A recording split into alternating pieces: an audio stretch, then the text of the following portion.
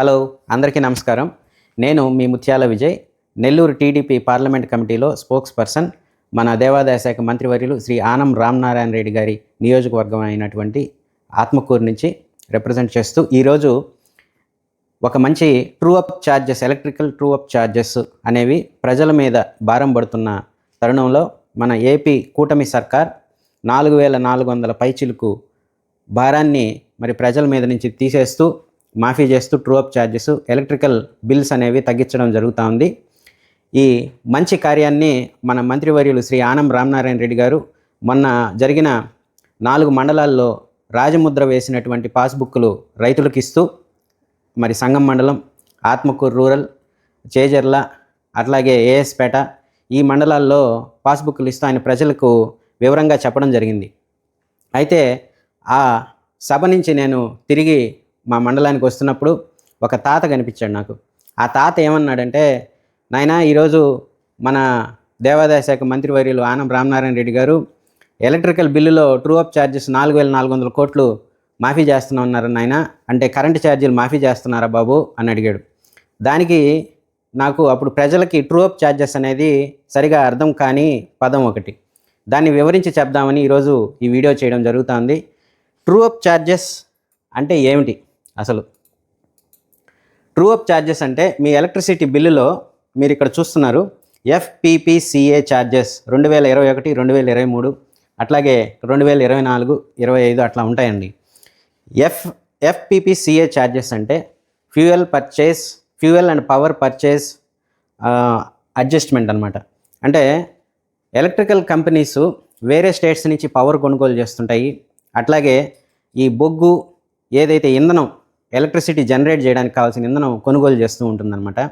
ఎప్పుడైతే వీళ్ళకి వచ్చిన, వీళ్ళంటే ఎవరు ఇక్కడ? డిస్కామ్స్ అంటే ఎవరు? ఎలక్ట్రిసిటీ జనరేట్ చేసే ఈ companies, APSPDCL, APEPDCL, eastern power, southern power, ఈ కంపెనీస్ 3 ఉన్నాయి.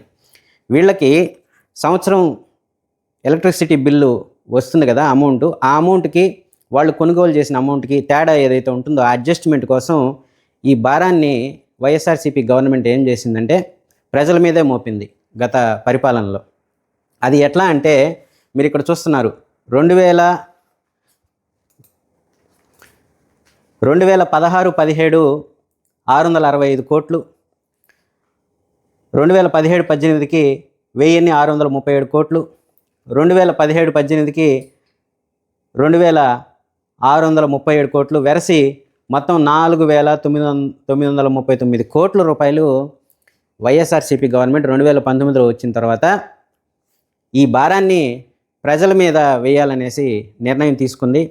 అందుకు APERC అంటే ఏపీ ఎలక్ట్రికల్ రెగ్యులేటరీ కమిషన్ వీళ్ళు ఒక ఆర్డర్ ఇచ్చారు. డిస్కామ్స్ అంటే మన APSPDLs ఏమని, ఈ భారాన్ని మంత్లీ ఏదైతే నెల బిల్లు వస్తుందో ఆ బిల్లులో ప్రజలకే వేయండి అనేసి ఇచ్చారు. అంటే ఈ బొగ్గు కొనుగోలుకు కానీ, ఇంధనం కొనుగోలుకు కానీ, ఆపరేషన్ ఖర్చులు కానీ, ఈ కరెంటు వ్యవస్థకి వచ్చిన ఈ ఖర్చు ఏదైతే అదనంగా వచ్చిందో వాళ్ళకు వచ్చిన బిల్లుల కన్నా అదంతా ప్రజల మీద వేయమని APERC ఆర్డర్ ఇచ్చింది.